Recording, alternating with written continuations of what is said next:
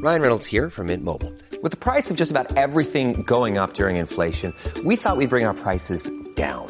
So to help us, we brought in a reverse auctioneer, which is apparently a thing.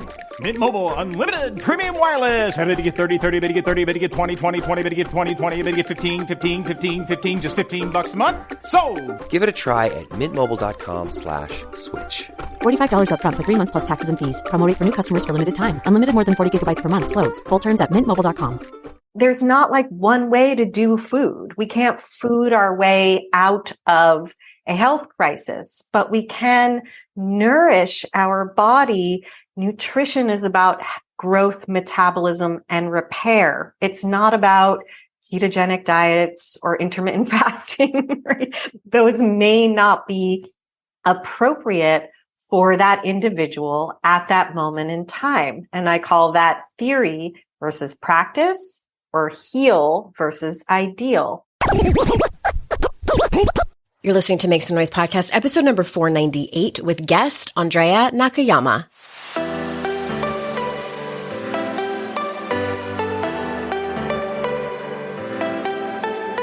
Welcome to Make Some Noise podcast, your guide for strategies, tools, and insight to empower yourself. I'm your host, Andrea Owen, global speaker, entrepreneur, life coach since 2007, and author of 3 books that have been translated into 18 languages and are available in 22 countries. Each week, I'll bring you a guest or a lesson that will help you maximize unshakable confidence, master resilience, and make some noise in your life. You ready? Let's go. Hey everyone, welcome to another episode of the podcast. I am so glad that you are here. And welcome to the first episode of 2023. Happy New Year. I hope your new year is filled with so much good health and so much joy and everything you always wanted. That is my wish for you. And we are I think we're rounding out the women's health theme right now. I am enjoying this so much. I hope you've learned a lot. Every time I have one of these experts on, I end up learning something new, and today's guest is absolutely no exception. But before I tell you about our guest, we are at the tail end of the celebration, if you will, the re-release of How to Stop Feeling Like Shit. As you may have heard, it's been revised and updated. And the previous cover of How to Stop Feeling Like Shit was white. This new one is yellow. I've been getting a lot of DMs on social media about the new edition. How do I find it? When I log into Amazon to buy it, I still see the original version, the white cover copy. So if you purchase your books on Amazon or really anywhere, or Audible, I know that on Amazon, whether you're on a mobile device or on a desktop, when you type in, Andrea Owen, How to Stop Feeling Like Shit, and you find it, you have to scroll down a little bit because the first option that comes up is probably the white cover, which is the original cover. There's nothing we can do about it. I've gone back and forth with the publisher. Jeff Bezos is in charge, I guess. And this is how it works. So you have to scroll down a little bit and look for the yellow cover. It's kind of small. It's easy to miss. And it'll say revised edition or updated version or something like that. And then you click on that and then there you go. And I believe it's the same on Amazon and Audible. And, obviously if you're in a bookstore, look for the yellow cover. Also, this coming Friday on January 6th, I'm doing a live drawing on Instagram. And I believe is it at 1:00 Eastern time? Let me check. While I'm checking for that, if you go over to AndreaOwen.com/HTSFLS, is it at 1:00? Yes, it's at 1:00. 1:00 Eastern time. I'm going to be live on Instagram. It would be awesome if you could be there. And if you head on over to AndreaOwen.com/HTSFLS, that is where the page is, where all the bonuses are. And they're still available. You can get a personalized signed book plate, which is basically a sticker that says How to Stop Feeling Like Shit. It's really cute. And I will snail mail it to you. There are limited quantities of that, so make sure you get on that soon. There's a free workbook for you to download that coincides with the book. There's a private podcast series that I did. It's 4 episodes long. And it touches on the revised version of the book, but also I talk about the things I've learned over the last many years that How to Stop Feeling Like Shit, since it's come out and people have asked me certain questions, these kind of FAQs that I get. I talk about the most popular chapters that I get asked about, the most common habits. There are 14 of them in the book. There's 15 chapters as I talk about values. I got confused there for a second. But that podcast series will help you just get more out of the book. Even if you aren't going to get the revised edition and you have the old edition, I recommend going over there and grabbing the bonuses because it'll be helpful to you. And I'm also doing a drawing that's the one that's coming up. I'm giving away a free session with me, a private session with me. I'm giving away my favorite candles. We're giving away workbooks. We're giving away signed editions of my other books. And yeah, I think that's it. I'm forgetting something. I feel like there's one more thing that I'm forgetting. At any rate, it's all over there, andreaowen.com/HTSFLS. And that's it about that. Let me tell you about today's guest. To tell you I ran to her website after I was done interviewing her is an understatement. I was like, how do I get more information about the work that she does? So incredibly helpful. For those of you that don't know her, let me tell you a little bit about Andrea Nakayama. As the host of the 15-Minute Matrix podcast and the founder of Functional Nutrition Alliance, Andrea is leading thousands of students and practitioners around the globe in a revolution to offer better solutions to the growing chronic illness epidemic. By highlighting the importance of systems biology, root cause methodology, and therapeutic partnerships, she helps historically underserved individuals reclaim ownership of their health. And so without further ado, here is Andrea.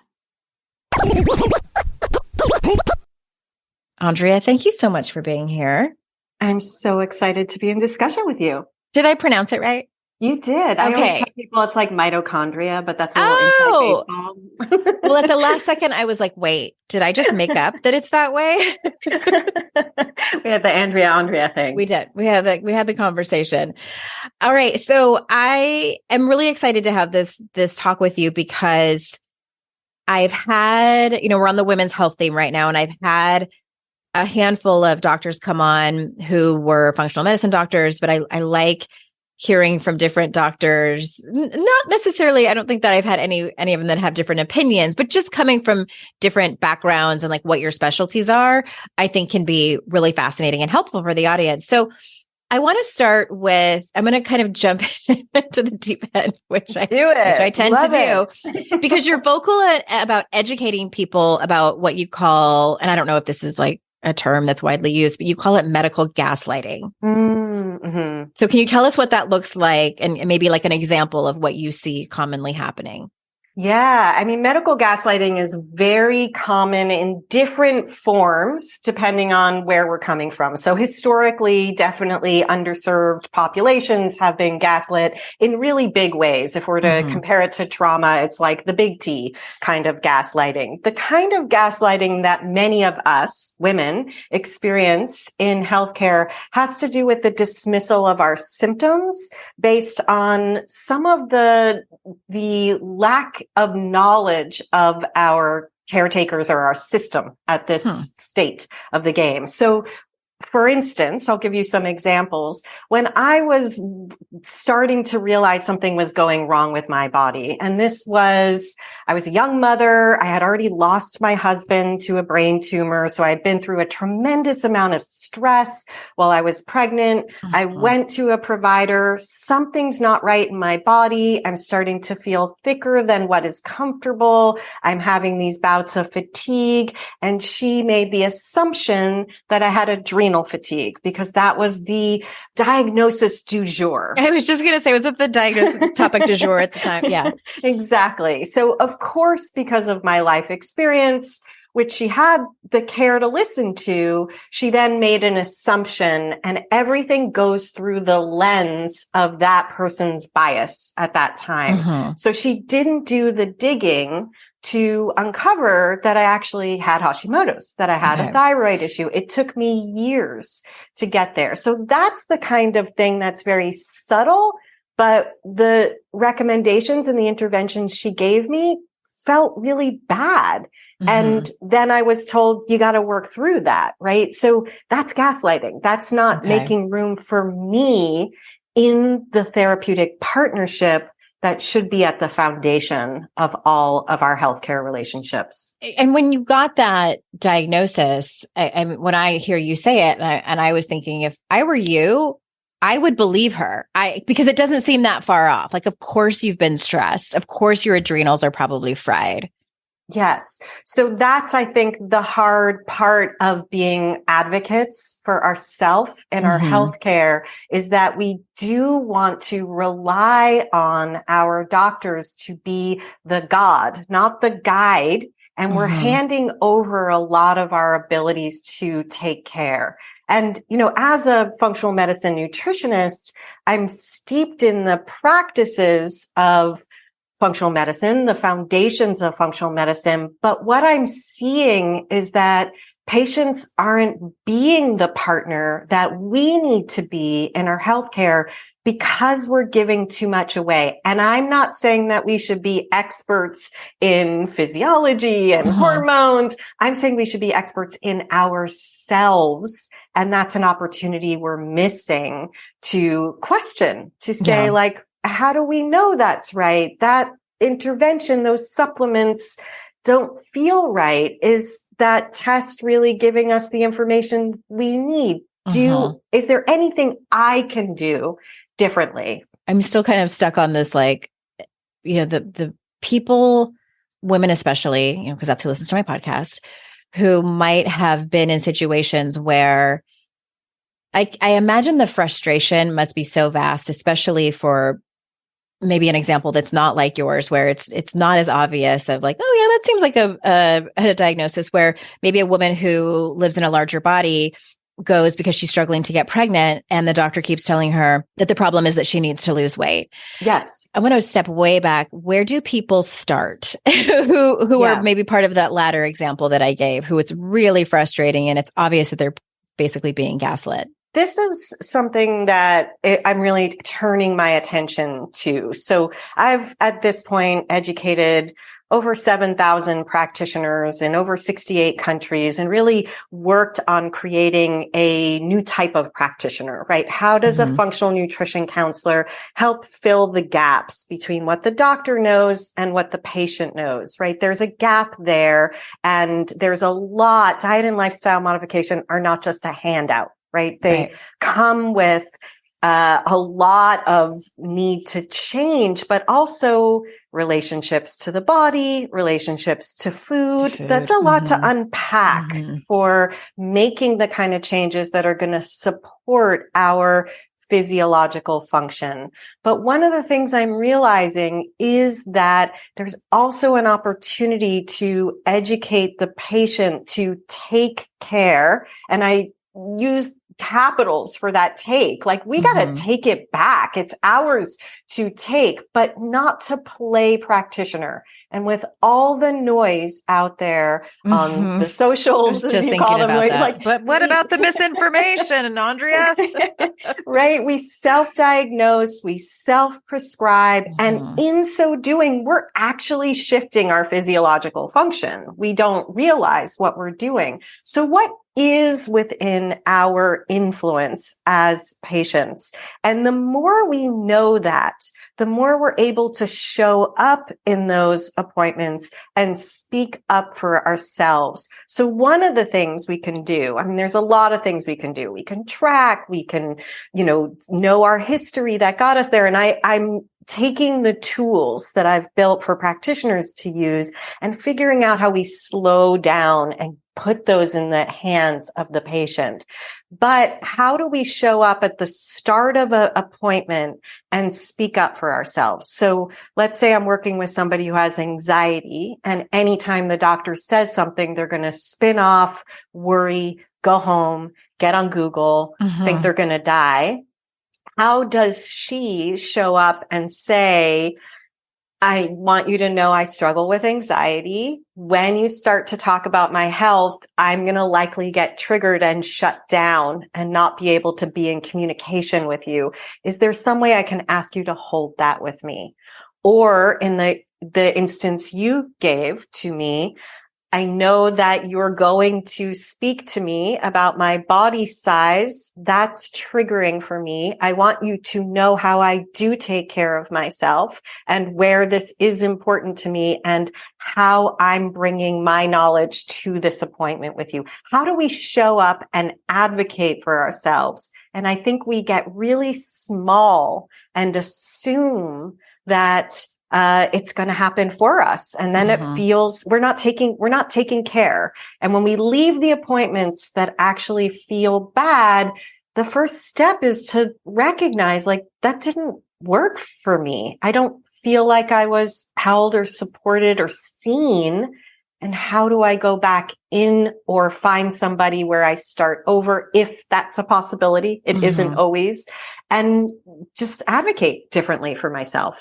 I kind of am pausing and sighing because it feels like, just for the sake of transparency, it feels like such a huge hill to climb as a patient. And I mean, I'm sure like as an entire medical industry.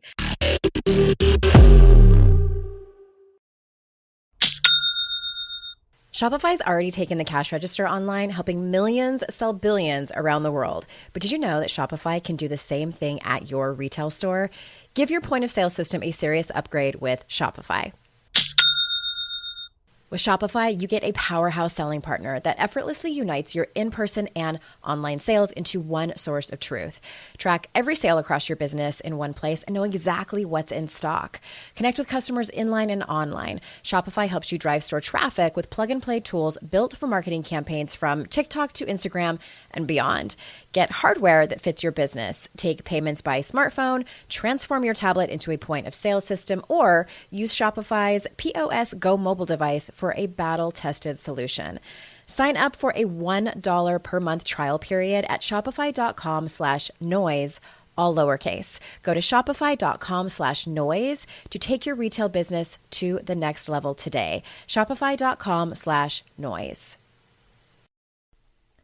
It's hard to find a great mentor who can help me level up. My dream mentor, Shonda Rhimes. So I was really excited when I heard she has a class on Masterclass. With Masterclass, you can learn from the best to become your best. Masterclass is the only streaming platform where you can learn and grow with over 200 plus of the world's best. For just $10 a month, an annual membership with Masterclass gets you unlimited access to every instructor.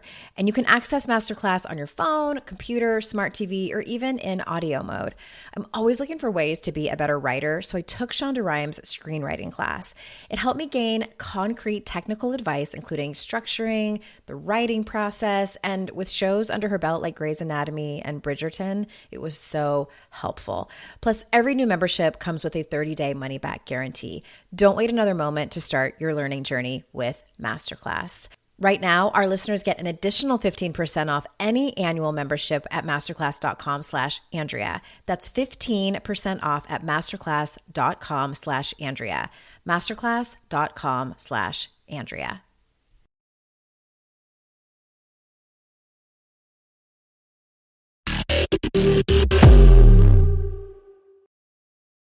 That being said, I don't want to walk away from the conversation without asking you something that we barely touched on before we started recording, and that's around functional medicine. And I've talked about, well, I've had experts on, I haven't, but I've had experts on who are functional medicine doctors. And I, just started seeing one and I'm excited to like introduce them to my audience, and like everyone should know about this. So what do you have to say about that? I'm just going to like really open up the conversation in that way.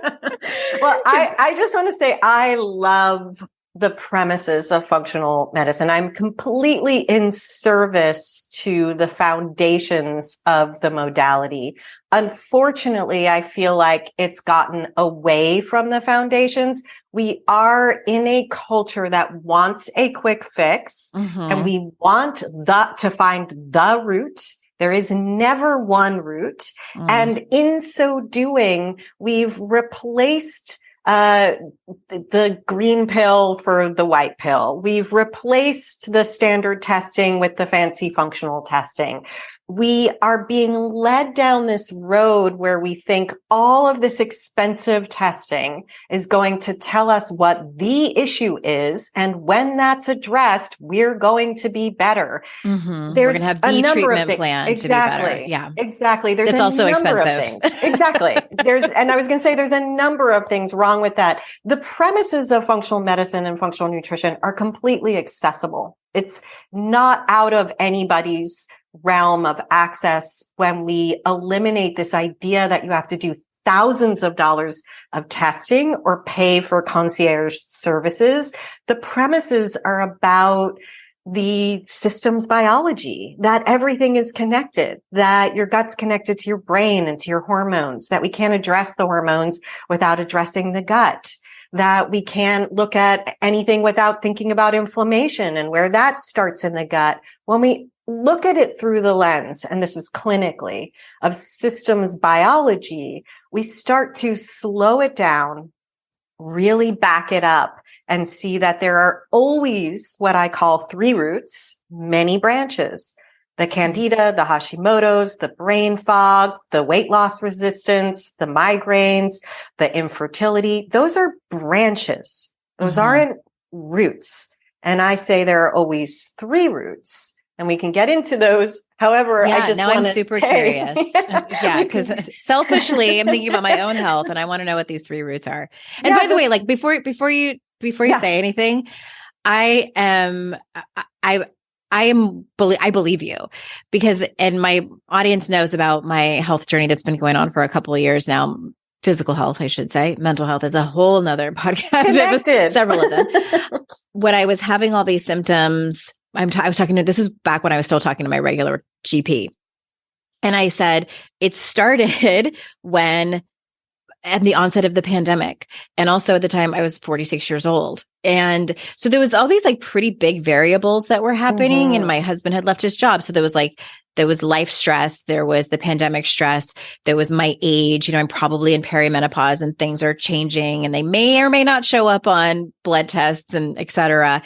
And she said, she was really honest with me. And she said, sometimes at the end of the day, we just don't know like what the actual cause is. And it could be many things, or it could be something that we aren't even thinking about. So she and I appreciated her being candid about it.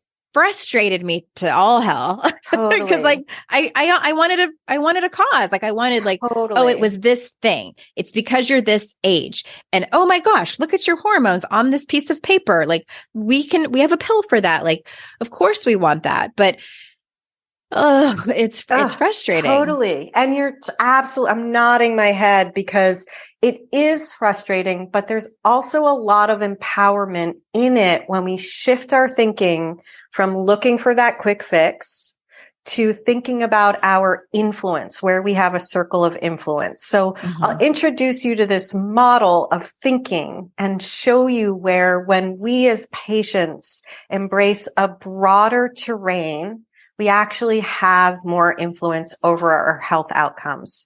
So the three roots are always with any chronic health condition. So this is where you're sick and not getting better. It's a minor thing, like, why am I always bloated? Or it's a major thing, like Hashimoto's or another autoimmune condition, like long haul COVID, like something that just isn't getting better. So the three roots are always the genes, digestion, and inflammation. And I didn't say they're MTHFR, Candida, and, some kind of infection, that H. pylori. Would those be the branches? Those are branches. Those exactly. Are branches. Okay. Exactly. So if we envision a tree, any sign, symptom, or diagnosis that we have is a branch on that tree. And if we try to cut the branch off or pluck the leaves off, we're going to see symptoms arise elsewhere. And these protocols and pills that just address the branch are not really getting to the roots. If we go deeper and we say the genes, digestion, and inflammation are the roots, then you say, well, what do we do about that? Well, each of those roots has a circle, what I call a circle of influence. And that's the soil or terrain that nourishes that root. And that language, a circle of influence, comes from Stephen Covey and his, habits of the most successful I was just people. talking about him on another podcast episode this morning. I was recording. There you go. He's coming up for a reason. And, we think about if we try to control, we're going to be anxious. So if you think about 3 orbits, the center orbit is where we try to control. And then the middle orbit is our circle of influence. And the outer orbit is the panic. I just have no idea what to do. So when we sit in our circle of influence, that's when we actually have not control, but we have influence. So the factors that influence our genes, in science, that's called the epigenetics, right? They turn the genes on or off. They turn them up or down. We have influence. We can't change our genes. We're not CRISPR, but we can influence the expression of our genes. Okay. And we do that with food, movement, environment, and mindset. Now, those are really vast areas that are going to look different for each of us.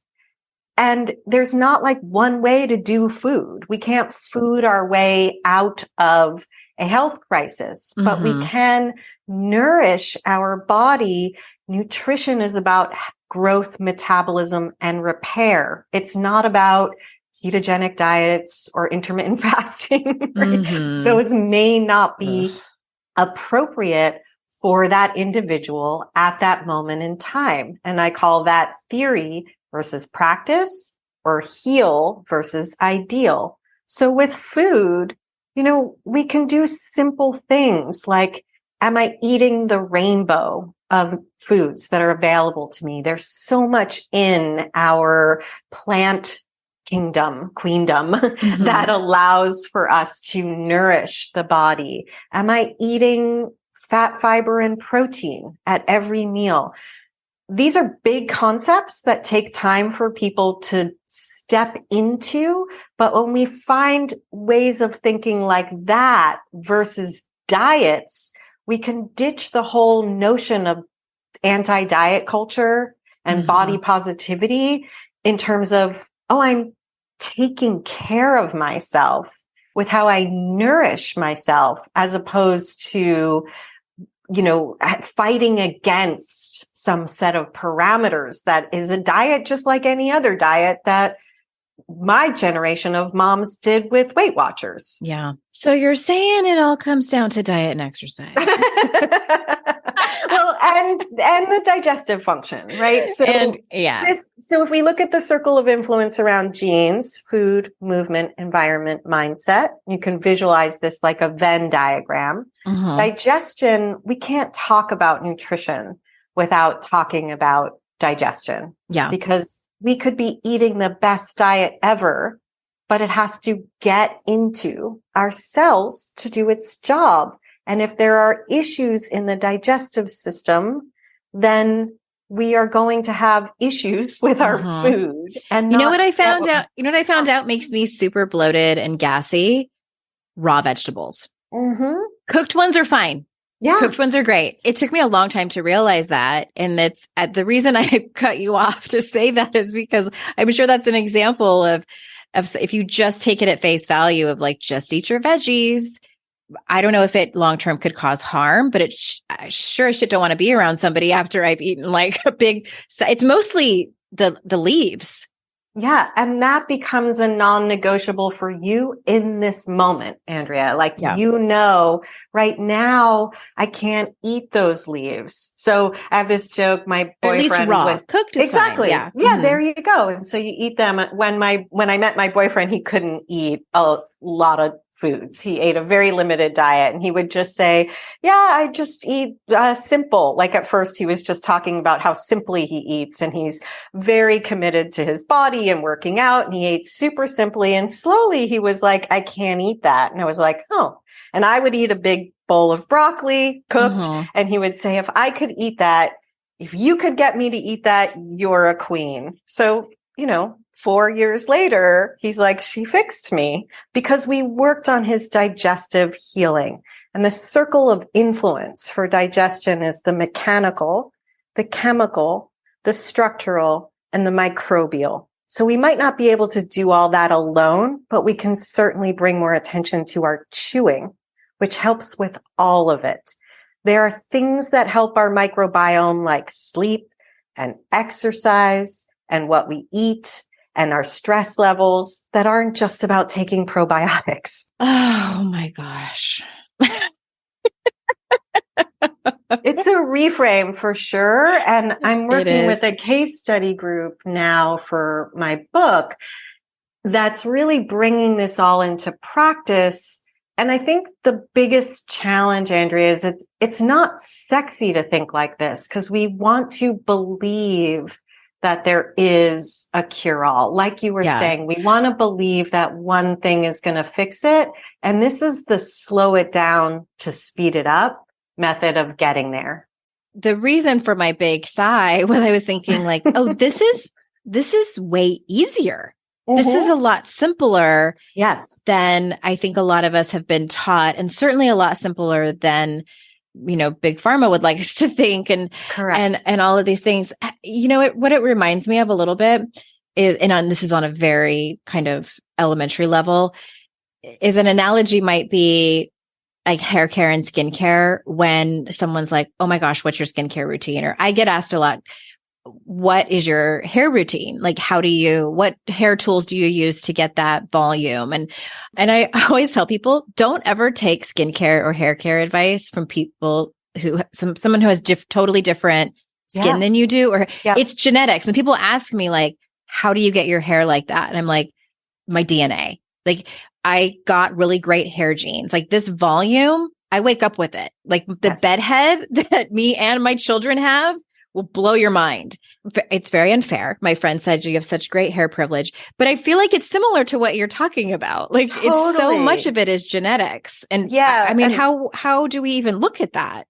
Yeah. And this is another place we get confused. Like we think we need to know our genes to heal ourselves. Mm-hmm. So I think about genetic information that we might get from testing as wallpaper. As a clinician, I think about it like that. Like, okay, you have those genes. There are certain genes that can impact our health outcomes, fewer than we thought when the Human Genome Project came along. Like they thought it was going to solve everything. It's actually very few genes that impact health outcomes. And just because we have them doesn't mean they're turned on or off or up or down. And there's something called polygenomics, which is how they all work together, that few practitioners are trained to understand and even recognize, oh, you've got that one, but you know what? This one cancels that one out. And so we don't want to think about our genes as prescriptions or as diagnoses. We want to think about, like you're saying, those epigenetic factors.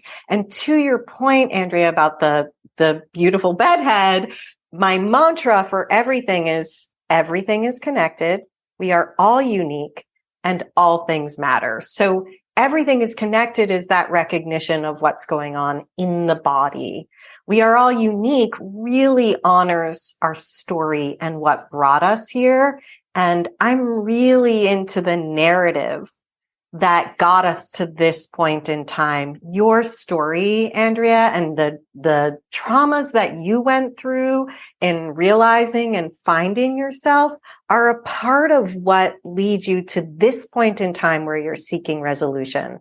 And I want to honor that as a practitioner. And I want you to honor that when you're showing up as a patient and not ignore that for the symptoms you're experiencing because of your Hashimoto's. It's actually all connected and all a part of who you are. In fact, that story happens before you were born. And that's the truth of epigenetics. We know that children who were in utero during times of famine have different health outcomes than those who were not. And so this is how we really embrace, this is a little cheesy, but I like to think of it as like, oh, me, instead of why me, right? We're always like, why is this happening to me? And in fact, it's like, oh, that totally makes sense. And I have more compassion for it. And I'm not broken. I'm actually somebody who's on a journey with everything I've been dealt with and have experienced in my lifetime. Yeah, it's so fascinating. I love this conversation, and I was curious about so many different things.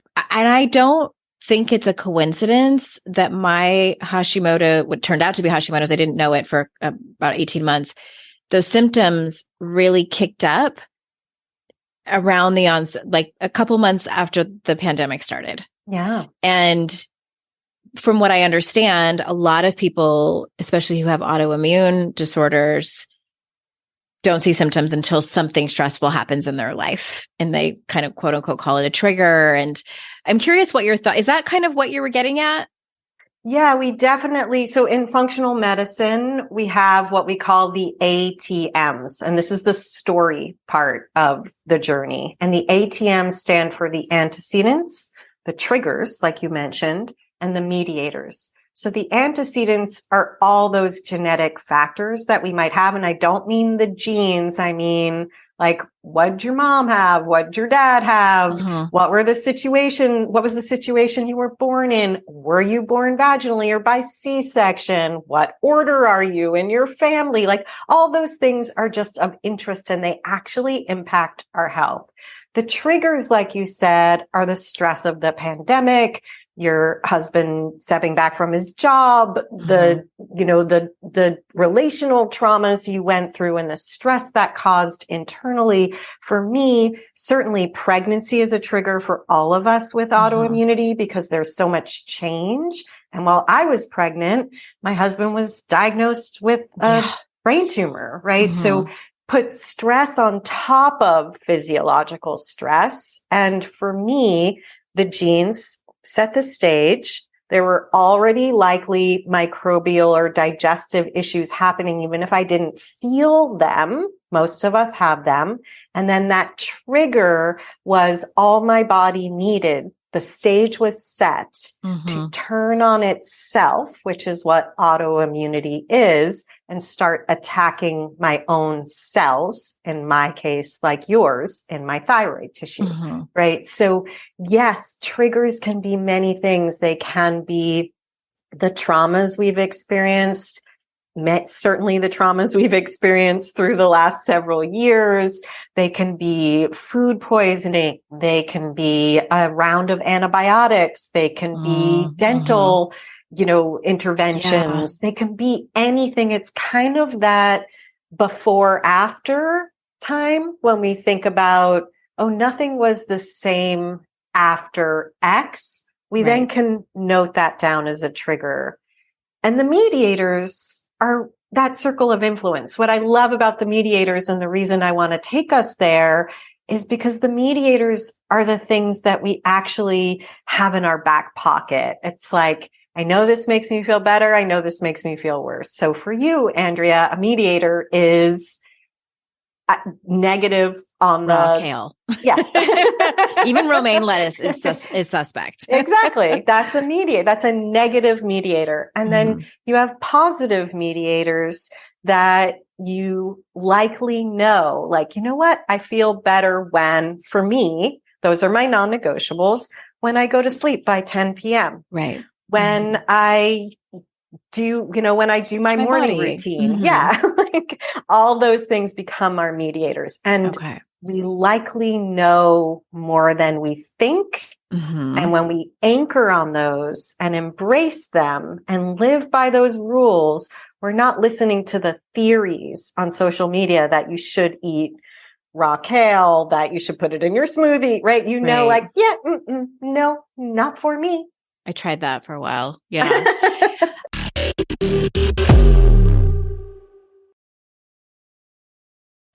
Today's podcast is sponsored by MIDI Health. Ladies, are you over 40 like me and dealing with hot flashes, insomnia, brain fog, moodiness, some vaginal dryness, or weight gain? Don't just accept it as part of aging. These symptoms are often linked to hormonal changes during perimenopause and menopause. At MIDI Health, they get it. Their experts know what you're going through and how to help. MIDI clinicians are menopause specialists offering safe, effective, FDA-approved solutions. And guess what? MIDI Care is covered by insurance. So stop pushing through it alone. Schedule a virtual visit and dive deep into your unique symptoms and health background. You'll walk away feeling heard and with a plan to start feeling better. Visit MIDI Health today and reclaim your well-being. You deserve to feel great. Book your virtual visit today at joinmidi.com. That's joinmidi.com. joinmidi.com. You know when you're listening to a song on the radio and you get the profound feeling that the song playing was written about you? Now imagine having the power to gift that same incredible feeling to someone you love with an original song from Songfinch that actually is written just for them. Songfinch lets you create an original radio quality song inspired by your own life and the people you love. It's completely unique, personal, and lasts forever. Whether your song is for Father's Day, an upcoming graduation, wedding, or anniversary, or even just a gift to show your loved one how much you care, start your song now to lock in one of Songfinch's top artists. I gifted Songfinch to myself, a song about my late father, and I'm so excited to play you a clip. Flipping through the slides of learning how to live and how to love, and coming undone a father, daughters without, so she writes it down. One of my clients heard about Songfinch from this podcast, and so she had a song created for her son who was graduating, and she told me that they both cried when she played it for him and that it exceeded her expectations. For a limited time, Songfinch is letting our listeners upload their song to Spotify for free, so you and the lucky person you gift it to can listen to it anywhere, anytime. Go to songfinch.com/noise and start your song. After you purchase, you'll be prompted to add Spotify streaming for your original song for free, a $50 value.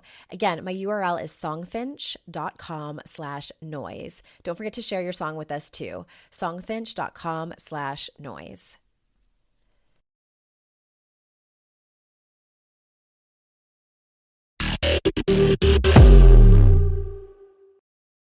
Okay, so I always try to think like, what are my listeners probably wanting me to ask? And I feel like there's at least some people out there who are thinking, who are seeing themselves in a lot of what you're saying and are super curious about the work that you do.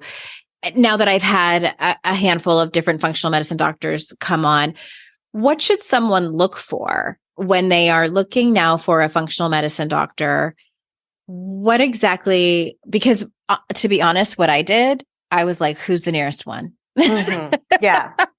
Yeah. Hired because I was so desperate. Yeah. And I think it's helped somewhat.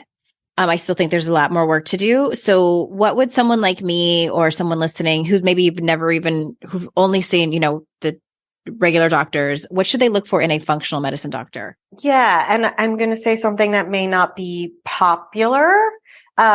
First and foremost, I want to say that it doesn't have to be a functional medicine doctor. Okay.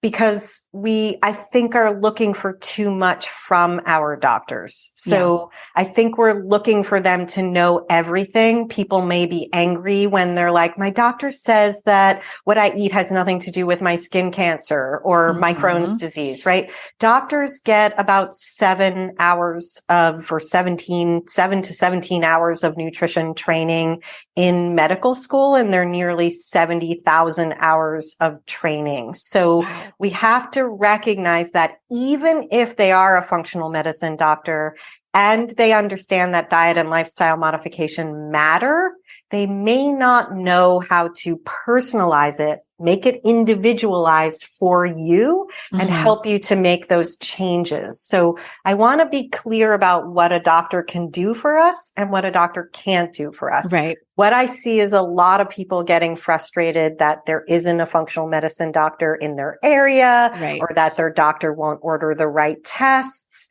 Or that they don't take insurance at all and they're so expensive. And that's huge. It is but huge. Even like if we're not finding the functional medicine doctor, there's this idea that if I could only find a functional medicine doctor or afford it, everything would be better.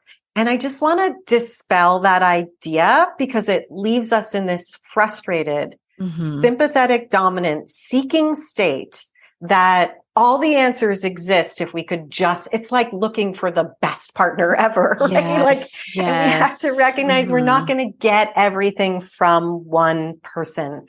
And we may love our doctor, and that's amazing. But the best relationships with our doctors are when we are doing our piece of the puzzle, which they may not have insight into.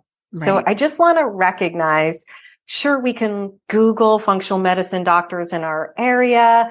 I am always an advocate of having a functional nutrition counselor because I train them to help fill those gaps.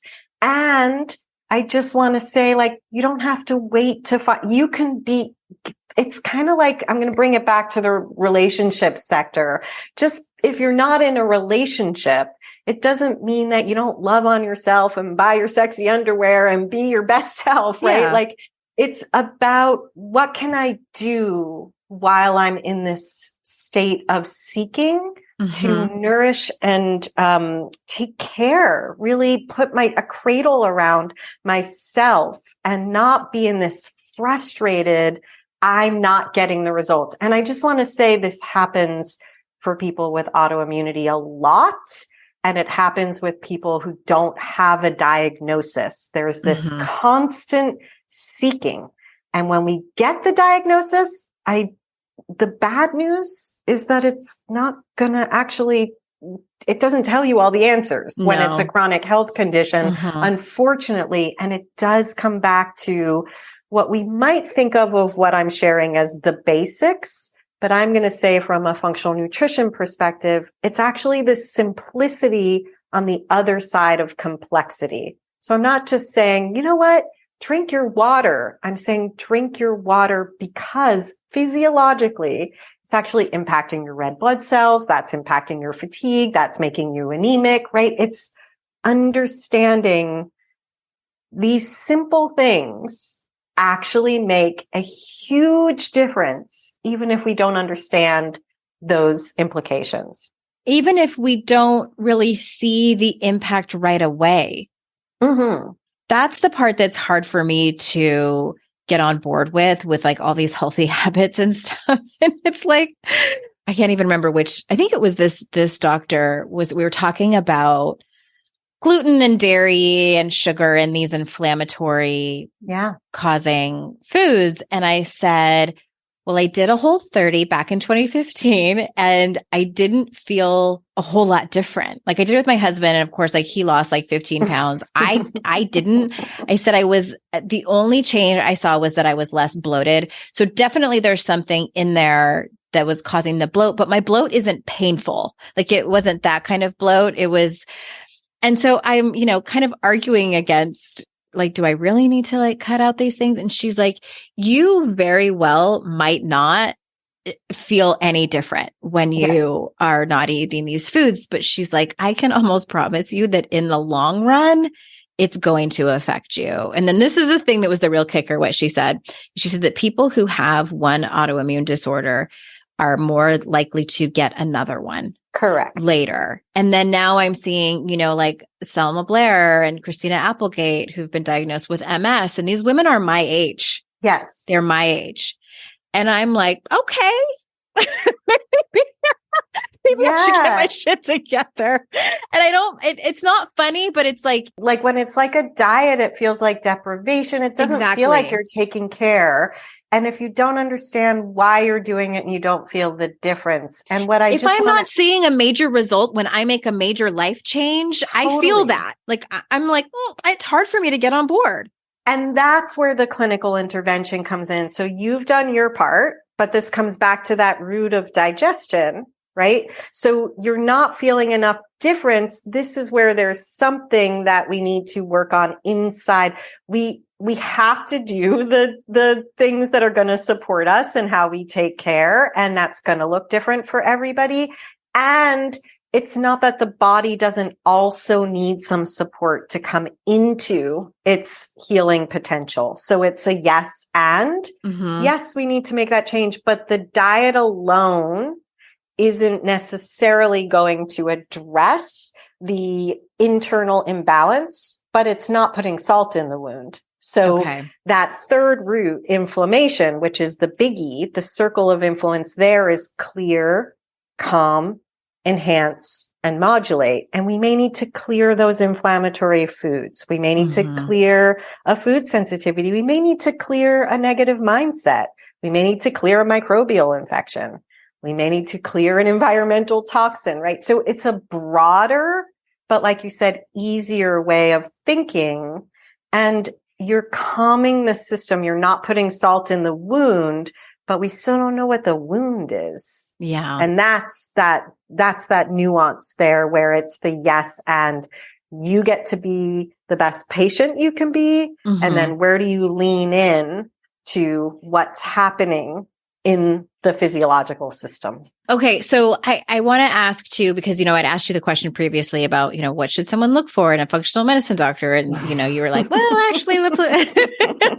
So if someone's listening, and they're kind of not feeling that great, and maybe they have some kind of diagnosis, whether it's a diabetes or an autoimmune or whatever it is, or maybe they're just, middle-aged, like I am, and not feeling their best. I'm thinking of a friend right now who has had like chronic health issues, and it just gotten different diagnosis. And now she's at the point where she's like having her implants taken out. It's like, maybe it's that, like, when someone feels like they've exhausted so many different avenues in terms of their health with doctors and different modalities, but they still aren't feeling great, and their ears are kind of perking up as they hear you talk, like, should they just go to see a right? I'm trying to give someone a doable next step.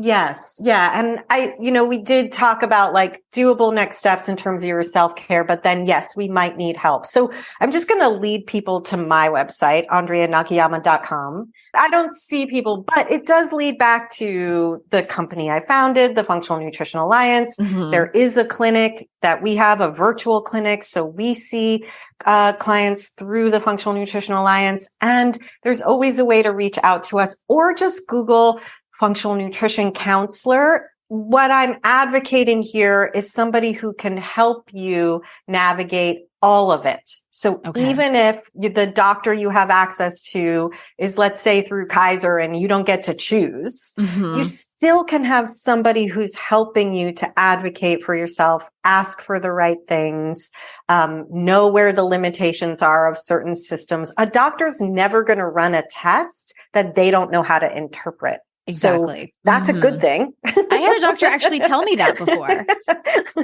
I'm always saying that to people because they get so frustrated with people who won't run things. But there's a lot we can do with less information than we're being told we need to be able to make change. And so that's what I'm going to say, is that maybe we need to think a little bit differently about who or what we're asking for. And a functional nutrition counselor, while likely an out-of-pocket payment, can be somebody who's saving you money by helping you figure out what you need and when, and also helping you with the change that you need that is progressive and meeting your needs. Okay.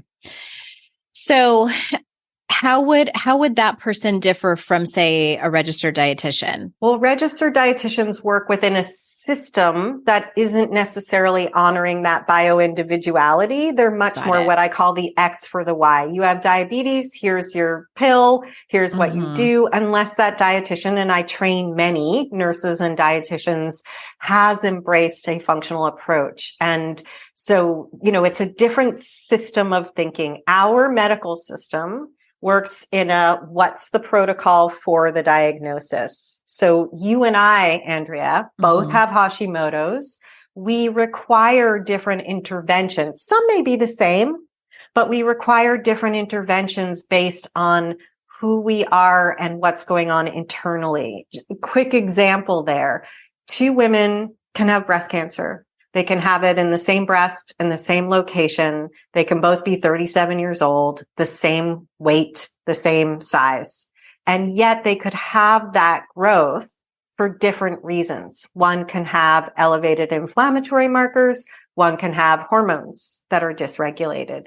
And so the job of a functional practitioner, ideally, is understanding where's the imbalance in this person and not just treating the diagnosis. And so most of our medical system, unfortunately, looks to treat the diagnosis and not look at the context, yes, in which the diagnosis exists. And sometimes I feel like I'm speaking in tongues when I say this. It sounds a tiny bit at times like that, but mostly English. It's like I said, it's the simplicity on the other side of complexity. Right. The That's a great way are of actually it. simple, but it's like, oh my God, we had to get through this mud to explain it. Yeah. And I hate to say this, but I'll admit it. Like, I'm the kind of person who I am definitely want to know what's happening physiologically, partly because I'm just fascinated by it.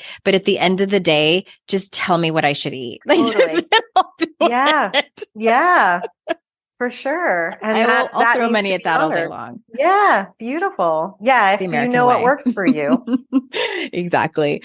I know you have like a couple of different websites. And I think if you go to your regular website, it will take you to the fxnutrition.com. And this will all be in the show notes. And is there any specific place that you want to send people directly? Is it to your social media, to your website?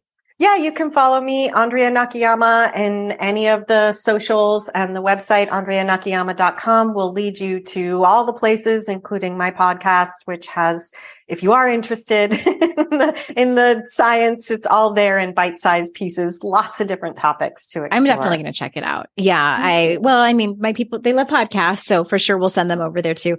Thank you so much. Before we go, is there anything that you want to circle back to make sure that you were clear about, or that maybe we forgot that you feel like is super important as it pertains to this conversation? I just want to anchor on those mediators. I call these the non-negotiables. And there are some that I would say are universal for all of us. If you're not sleeping, you're not pooping, and your blood sugar is dysregulated, it's hard to find the results you're looking for. So that's where we could focus. But there's also non-negotiables that are true for each and every one of us. And I want to just remind everyone to empower yourself with what you know to be your non-negotiables. Anchor there, spend time there. If listening to podcasts and being inspired is a non-negotiable for you, go for it and really embrace that reality, and don't allow yourself to move away from the things that you know make you feel your best. Awesome. We're going to end it with that. I so appreciate this conversation. It's really different than ones we've been having, and I appreciate that so much. It's incredibly informative, and I have so much more, research and work to do on this, but thank you so much for your time. I've appreciated it so much. Oh my gosh. Thank you so much. Such a good conversation. Yeah, it's been honestly my pleasure. And everyone listening, thank you so much for your time. I'm so grateful that you have chosen to spend it with me and Andrea today. And remember, it's our life's journey to make ourselves better humans, and our life's responsibility to make the world a better place. Bye for now. Hey, did you know there's free secret podcast episodes waiting for you that are not part of my regular podcast feed? Yes, AndreaOwen.com/free. And you just sign up. You get a link sent to you. It's very secret. It's like a secret club. We don't have a secret handshake. Don't worry about that. But it's these motivating podcast episodes that I made for you. They're under 20 minutes each. There's 3 of them. They're for wherever you are in your life. So head on over there and grab them. They range from really supporting you and seeing you where you are and being compassionate, all the way to giving you a giant kick in your ass and telling you how amazing and gorgeous and phenomenal you are. So AndreaOwen.com/free, and get your hands on that free podcast feed.